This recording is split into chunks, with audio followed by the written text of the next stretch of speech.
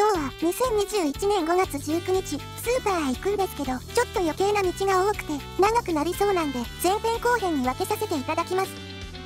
いつものスタートから国道55号、そして中川土手を走行して旧国道55号へ戻ります。ちょっと羽浦町で用事を済ませて、火の小松島店へ。